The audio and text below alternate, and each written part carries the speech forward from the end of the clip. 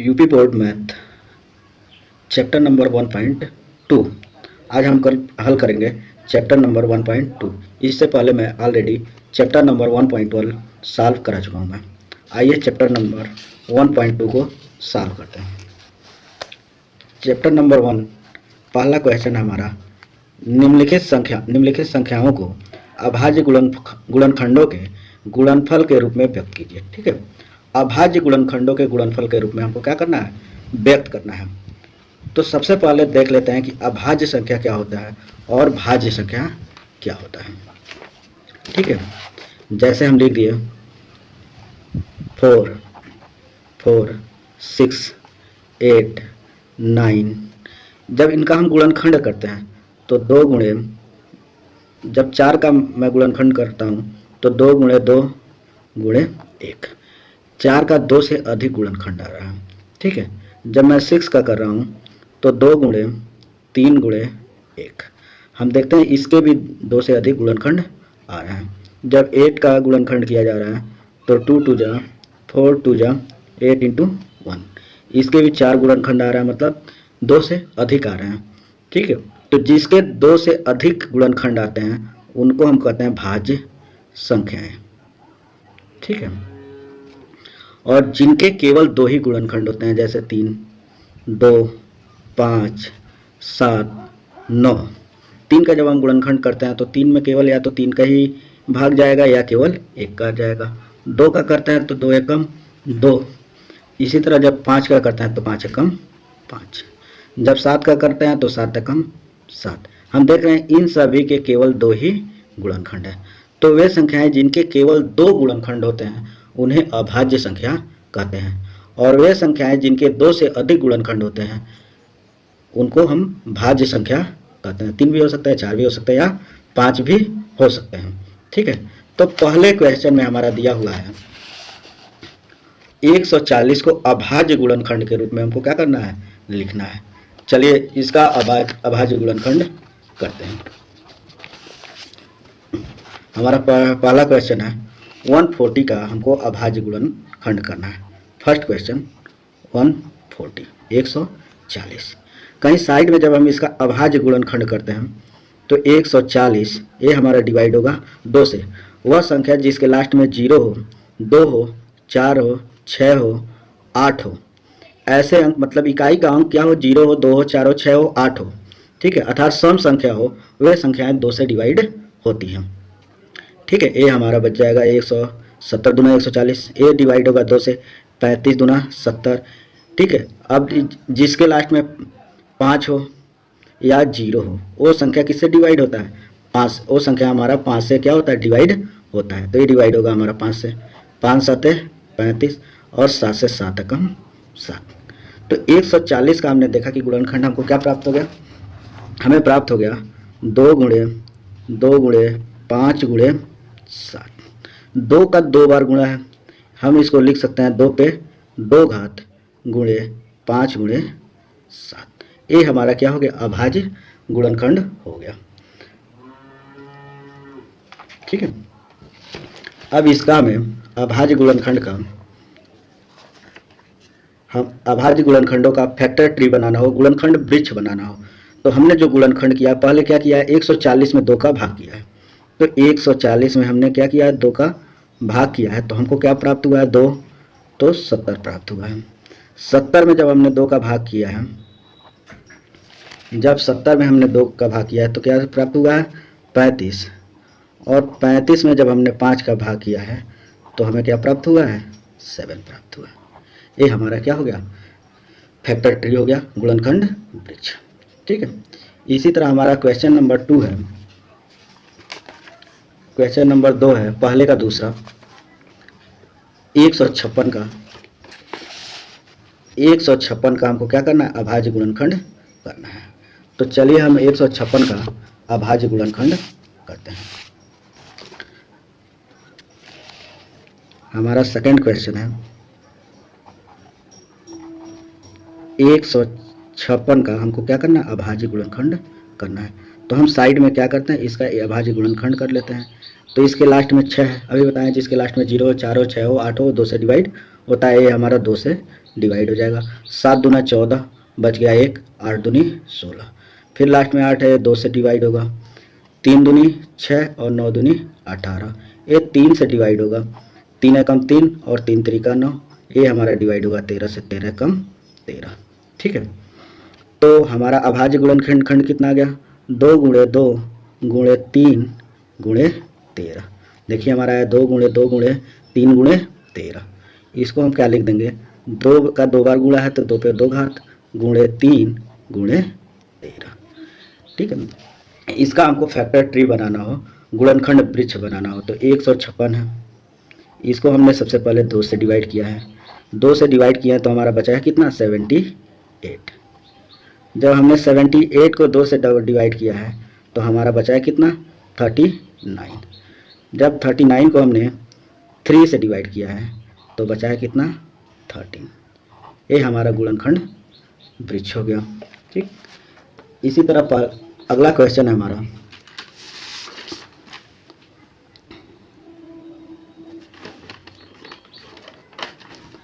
3825। Third number question है 3825। चलिए 3825 को हम क्या करते हैं? सॉल्व करते हैं। थर्ड क्वेश्चन है हमारा 3825। ठीक है, तो कहीं साइड में हम क्या कर लेते हैं? 3825 का अभाज्य गुणनखंड कर लेते हैं। तो इसको देखेंगे कि सबसे पहले डिवाइड किससे होगा। तो हम 3 से डिवाइजिबिलिटी चेक करने के लिए इसके सारे अंकों को जोड़ देते हैं। 8 3 11, 2 13, 5 18। इसका योग आ रहा है 18। 3 के पहाड़े में देखेंगे कि 18 आता है कि नहीं, तो 3 के पहाड़े में आता है 3 छके 18। ये 3 से क्या होगा? पूरी तरह से डिवाइजिबल होगा। 3 एकम 3, 3 दूनी 6, बच गया 2, 7 त्रिका 21, बच गया 1, 5 3 15। ठीक है, फिर देखेंगे 2 1 3, 7 3 10, 5 15। 15 भी 3 के पहाड़े में आता है, 3 से डिवाइजिबल होगा। 4 3 12, 3 दूनी 6 और 5 3 15। फिर चेक करते हैं 3 से डिवाइजिबल है कि नहीं। 4 2 6 5 11, 11 3 के पहाड़े में आता नहीं है, ये 3 से डिवाइजिबल नहीं होगा। तो इसको जिसके लास्ट में 0 हो और 5 हो, 5 से डिवाइड होता है, 5 से करेंगे। ठीक है, 8 5 40 और 50 25, लास्ट में 5 है, 5 से डिवाइड होगा। 5 एकम 5, बच गया 3 35 और 7 5 35, ये हमारा कटेगा 17 एकम 17। ठीक है, जो हमारा गुणनखंड प्राप्त हुआ हमको, ये गुणनखंड प्राप्त हुआ है 3 गुणे 3 5 गुणे 5 गुणे 17। मतलब 3 का हमारा 2 बार गुणा है तो घात 2 हो गया, 5 का 2 बार गुणा है तो 5 पे घात 2 हो गया और गुणे 17। ठीक, इसका जब हमको फैक्टर ट्री बनाना है, गुणनखंड वृक्ष बनाना है, तो ये हमारा हो जाएगा 3825, 3825। ठीक है, 3825 में सबसे पहले हमने भाग किया है किसका? 3 का। 3 का हमने भाग किया है तो हमारा बचा क्या है? 1275। ठीक है, 1275 में फिर हमने 3 का भाग किया है तो हमारा बचा कितना है? 425। 425 में हमने क्या किया है? 5 का भाग किया है तो हमारा बचा कितना है? 85। ठीक है, 85 में फिर हमने 5 का भाग किया है तो हमारा बच गया इतना गया है 17। ठीक है, इसी तरह हमारा अगला क्वेश्चन है क्वेश्चन नंबर 4, पहले का 4। ठीक है, पहले का 4 क्वेश्चन नंबर है 5005। इसका हमको अभाज्य गुणनखंड क्या करना है? ज्ञात करना है। तो सब किनारे गुणनखंड कर लेते हैं। लास्ट में 5 है तो ये 5 से डिवाइड होगा। ठीक है, 5 एकम 5 0 0, 5 एकम 5। ठीक है, इसके बाद से ये डिवाइड होगा हमारा 7 से। 7 1 जा 7, 10 में से 7 गया, बच गया 3 30, 7 चौको 28। ठीक है, बच गया 21, 7 त्रिका 21। ठीक है, अब हमारा ये डिवाइड होगा 11 से। 11 एकम 11, यहाँ बच गया 3, 11 3 33, ये डिवाइड होगा 13 से। 13 एकम 13। हमारा अभाज्य गुणनखंड मिल गया 5 गुणे 7 गुणे 11 गुणे 13। कोई भी संख्या दोबारा नहीं आ रही है तो डायरेक्ट हम इसी को क्या करेंगे? लिख देंगे। ठीक है, अब हमारा 5वां क्वेश्चन है 7429। इसका भी हम कहीं अभाज्य गुणनखंड कर लेते हैं 7429 का। ठीक है, तो 7429 सीधे डिवाइड होगा 17 से, तो हमारा बचेगा 473। 473 डिवाइड होगा 19 से, तो हमारा बच जाएगा 23, और 23 डिवाइड होगा 23 से, तो हमारा अभाज्य गुणनखंड आ गया 17 गुणे 19 गुणे 23। ठीक है, अगर इसका आप फैक्टर ट्री भी बनाना चाहते हो तो फैक्टर ट्री भी बना सकते हैं। आपने क्या किया है, 7429 को डिवाइड किया है पहले 17 से, तो बच कितना गया है 473। 473 को डिवाइड किया है कि 19 से, तो आपका बच कितना गया है 23। यहीं पे हम क्या करेंगे, इसको छोड़ देंगे। अब ठीक है, इसी तरह पहला क्वेश्चन हमारा क्या हो रहा है, समाप्त हो रहा है। चलिए दूसरे क्वेश्चन को हम क्या करते हैं, सॉल्व करते हैं।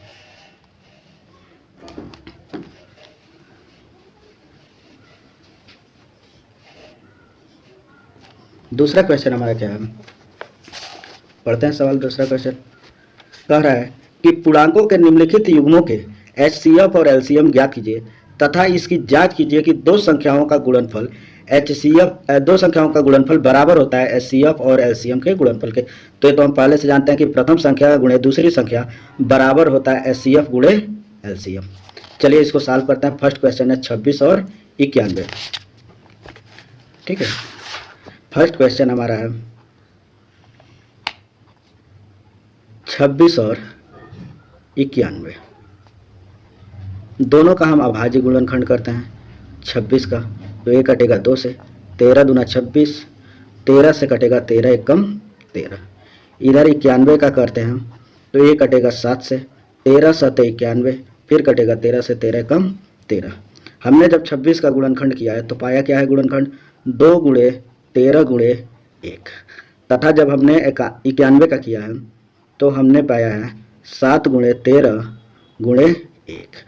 ठीक है, तो हमारा HCF क्या हो जाएगा, HCF को हम कहते हैं हाईएस्ट कॉमन फैक्टर। ठीक है, वह संख्या जो अधिकतम बार आया हो, तो 13 वह कॉमन संख्या जो अधिकतम बार आया हो, तो 13 दोनों में कॉमन है और 1 कॉमन है, तो हमारा HCF हो जाएगा 13 गुणे 1 बराबर 13। ठीक है, अब बात करते हैं कि LCM क्या होता है। LCM हमारे वो संख्या होती है जो इनमें कुल आया हुआ होता है। यही है कि जो 2 बार आया, दोनों में कॉमन होता है, उसको सिर्फ एक बार लिखते हैं। तो जैसे हमारा 2 हो गया, 7 हो गया, 1 13 हो गया, और कितना हो गया 1 हो गया, तो कितना हो जाएगा 7 दूनी 14 का 4 गुणे 13। जब 14 में 13 का गुणा करेंगे तो हमारा कितना हो जाएगा 182। अब हमको जांच करना है, क्या जांच करना है, हमको जांच करना है कि फर्स्ट नंबर गुणे सेकंड नंबर, मतलब दोनों संख्याओं का गुणनफल बराबर होता है HCF गुणे LCM के। ठीक है, तो हमारी पहली संख्या है 26 और दूसरी संख्या 91। HCF हमारा आया है 13 और LCM आया है 182। ठीक है, जब हम 26 का गुणा करेंगे 91 में तो हमको मिलेगा 2366, और 13 का जब गुणा करेंगे 182 में तो हमारा कितना हो जाएगा 2366। दोनों पक्ष हमारे क्या आ रहे हैं, बराबर आ रहे हैं। इसी तरह देखते हैं हम दूसरे का सेकंड क्वेश्चन। दूसरे का सेकंड क्वेश्चन हमारा दिया है 510 और 92। 510 और 92। चलिए दूसरे क्वेश्चन को भी हम क्या करते हैं, सॉल्व करते हैं। हम 510 का गुणनखंड करते हैं। 510 हमारा कटेगा 2 से। ठीक है, जब 510 को हम काटेंगे 2 से तो ये हमारा कितना हो जाएगा 255। ठीक है, 255 हो जाएगा। फिर 5 2 7 5 12, ये कटेगा 3 से, 8 3 का 24 बच गया, 1 5 3 15। अब 85 हमारा कटेगा 5 से। ठीक है, 17 5 85, ए कटेगा 17 से। ठीक है, इसी तरह हम 92 को काटते हैं तो ये कटेगा 2 से, 46 दूना होता है 92, 46, एक कटेगा फिर 2 से, 23 दूना 46, अब ये कटेगा 23 से, हमारा आ गया 1। दोनों के अभाज्य गुणनखंडों को हम यहाँ लिख देते हैं। कितना आया है, 510 का आया है 2 गुणे 3 गुणे 5 गुणे 17। ये 510 का अभाज्य गुणनखंड है गुणे 1, और जब 92 का लिखते हैं तो 92 का कितना आया है, 2 गुणे 23 गुणे 1। कौन सी संख्या दोनों में उपलब्ध है, कॉमन है, तो 2 है और इधर क्या है, 1 है। तो हमारा HCF बराबर हो जाएगा, HCF बराबर हो जाएगा 2 गुणे 1 और 2 एकम 2। ठीक है। जब LCM निकालेंगे तो कौन सी संख्या कितनी बार आई है, एक बार 2 आया है, गुणे एक बार यहाँ पे 2 आया है, गुणे 2, फिर कितना आया, 3 आया है, 3 के बाद से हमारा 5 आया है, 5 के बाद से 17 आया है, 17 के बाद से क्या आया है, 23 आया है। ठीक है। जब इनका हम गुणा करेंगे तो हमारा होगा 23,460। ठीक है। चलिए इसकी भी हम जांच करते हैं। तो हमारा क्या होता है, फर्स्ट नंबर दोनों संख्याओं का गुणनफल, second number equal to HCF गुणे LCM। तो ये हो जाएगा, HCF आया हमारा 2, LCM आया है 23,460। ठीक है। और पहली संख्या है 510 गुणे दूसरी संख्या कितना है, 92। ठीक है। जब इनका हम गुणा करेंगे तो हमारा आएगा 46,920 और जब इधर भी गुणा करेंगे तो हमारा आएगा 46,920। LHS बराबर RHS। ठीक है। नेक्स्ट क्वेश्चन को देखते हैं।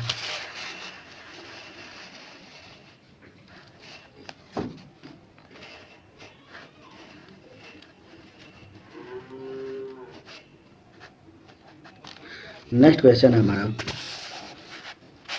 336 और 54। चलिए 336 का हम करते हैं। तो हमारी पहली संख्या है 336 और दूसरी संख्या है 54।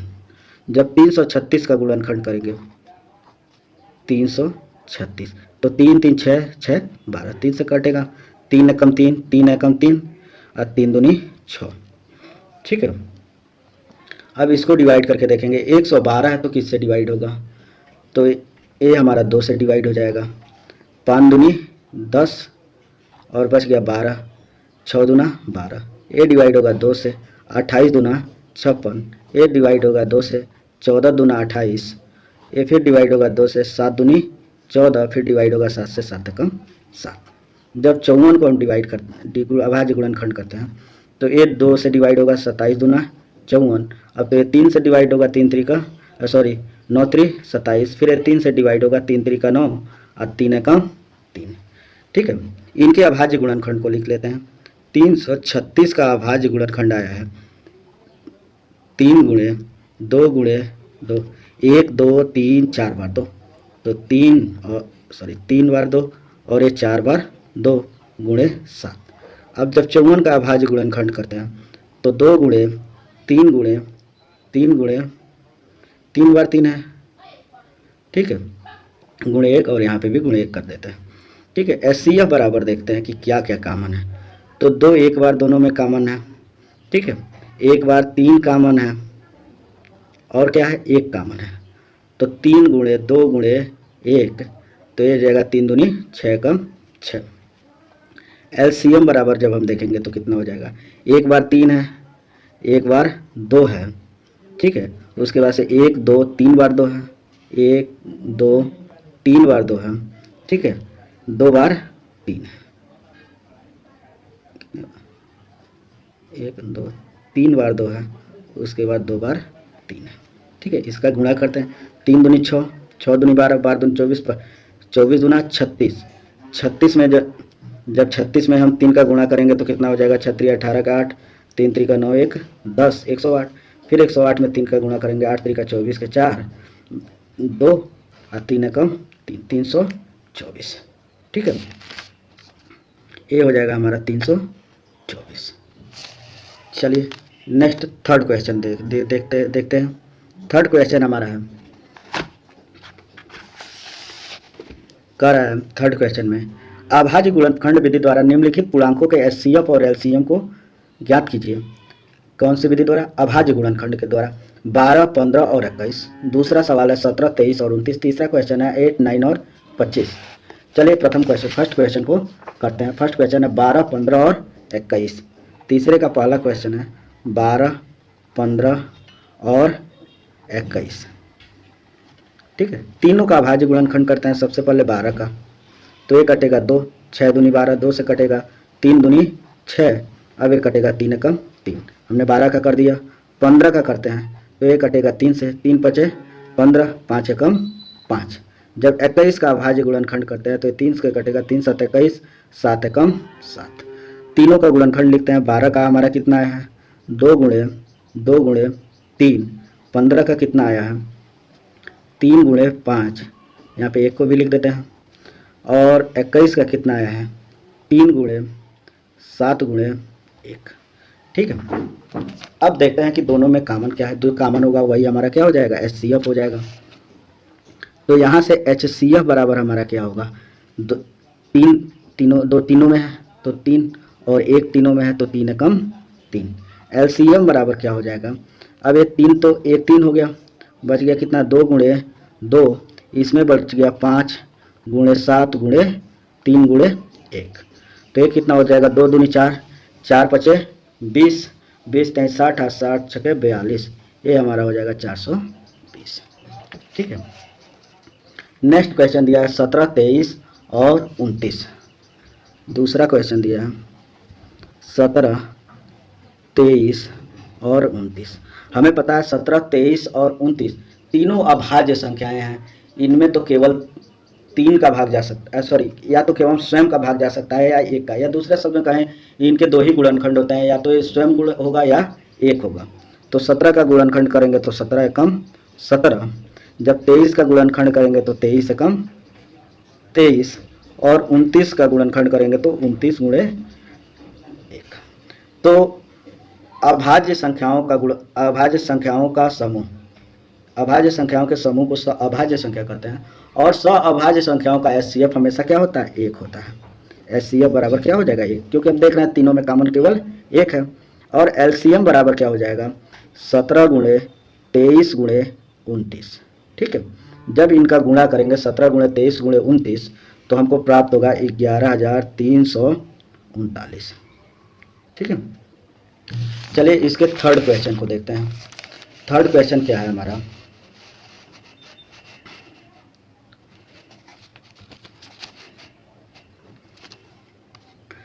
थर्ड क्वेश्चन है 8, 9 और 25। ठीक है, चलिए हम तीनों का क्या करते हैं, अभाज्य गुणनखंड करते हैं। तो 8 का अभाज्य गुणनखंड हो जाएगा 2 दूना 4 दूना 8, मन करेगा तो आप अभाज्य गुणनखंड कर लीजिएगा। 9 का गुणनखंड होगा 3 त्रिका 9 एकम 9, और जब 25 का करेंगे तो आपका क्या हो जाएगा, 5 गुणे 1। तो हम देखते हैं तीनों में कॉमन क्या है। तीनों में हमारा कॉमन क्या है, 1 है। तो HCF बराबर क्या हो जाएगा, HCF बराबर हो जाएगा 1। ठीक है, और LCM बराबर क्या हो जाएगा, कौन कौन सी संख्या है, 2 3 बार है तो 2 गुणे 2 गुणे 2, 3 कितनी बार है, 2 बार है तो 3 गुणे 3, और 5 कितनी बार है, 2 बार 5 है, 1 है। तो 2 दूने 4 दूने 8 3 का 24 3 72। ठीक है, जब इनका गुणा करेंगे तो आएगा हमारा 1800। ठीक है, अगला क्वेश्चन कह रहा है हमसे कि जांच कीजिए। पढ़ते हैं पहले क्वेश्चन को अच्छे से।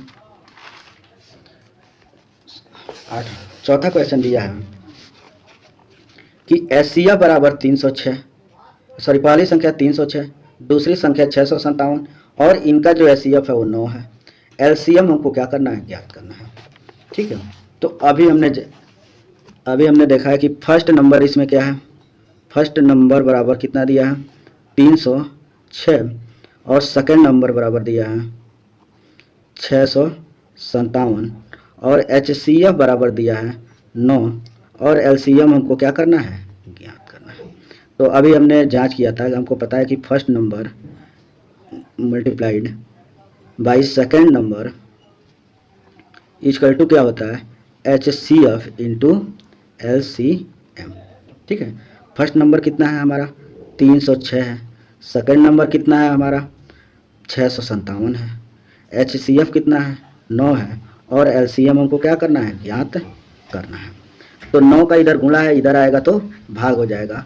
306 गुणे 657 और इसका बटा कितना हो जाएगा 9, 9 इधर गुणा था, इधर आया तो भाग हो गया, इधर बच गया क्या एलसीएम, 9 3 27 बच गया 3, यहाँ पे हो गया 36, 9 चौको 36। एलसीएम बराबर हमारा हो गया 34 गुणे हमारा हो गया 657। ठीक है, जब इसका हम गुणा करेंगे तो हमारा आएगा 22,338। ये हमारा क्या हो जाएगा आंसर। नेक्स्ट क्वेश्चन 5वें की बात करते हैं। 5वां क्वेश्चन हमारा क्या है, 5वां क्वेश्चन हमारा दिया है कि जांच कीजिए कि क्या किसी प्राकृतिक संख्या n के लिए 6n अंक 0 पे समाप्त हो सकती है। ठीक है, तो कोई भी संख्या 0 पे कब समाप्त होती है, जब उसके गुणनखंडों में 2 और 5 क्या हो तभी वो संख्या 0 पे समाप्त होती है। चलिए इसको हम लिखते हैं, कोई भी संख्या 0 पर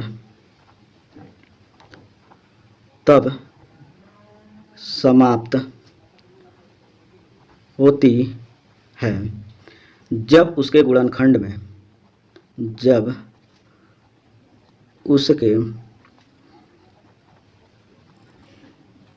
गुणनखंडों में 2 और 5 हो। लेकिन हमारा जो दिया है 6n, जब 6n का गुणनखंड करते हैं तो 2 गुणे 3, 3 दूनी 6 और इस पे घात n, तो हम देख रहे हैं कि 6n का जब अभाज्य गुणनखंड कर रहे हैं तो इसमें क्या है 2 और 5, 2 तो है परंतु 5 नहीं है, तो यहाँ लिख देंगे 6 का अभाज्य गुणनखंड करने पर, ठीक है 2 तो आ रहा है परंतु 5 नहीं आ रहा है, करने पर 5 नहीं है। ठीक है, अतः जब 2 गुणे 5 आ नहीं रहा है, अतः n का कोई भी मान नहीं है, n का कोई भी मान नहीं है जिससे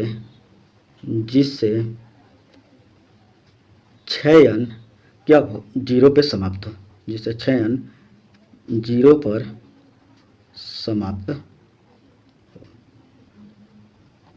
मतलब गुणनखंड करें उसमें 2 और 5 कम से कम एक बार होना अनिवार्य है, अगर 2 5 नहीं है तो जीरो संख्या 0 पे कभी समाप्त नहीं होगी। ठीक है, आते हैं 6वें क्वेश्चन पे। 6वां क्वेश्चन हमारा क्या दिया हुआ है, पढ़ते हैं एक बार 6वें क्वेश्चन को। कह रहा है कि किसी खेल के मैदान के चारों ओर एक वृत्ताकार पथ है, इस मैदान का एक चक्कर लगाने के लिए सोनिया को 18 मिनट लगते हैं, जबकि इसी मैदान का एक चक्कर लगाने के लिए रवि को 12 मिनट लगते हैं। मान लीजिए कि वे दोनों एक ही स्थान और एक ही समय पर चलना प्रारंभ करके एक ही दिशा में चलते हैं, कितने समय बाद पुनः वो प्रारंभिक स्थान पर मिलेंगे।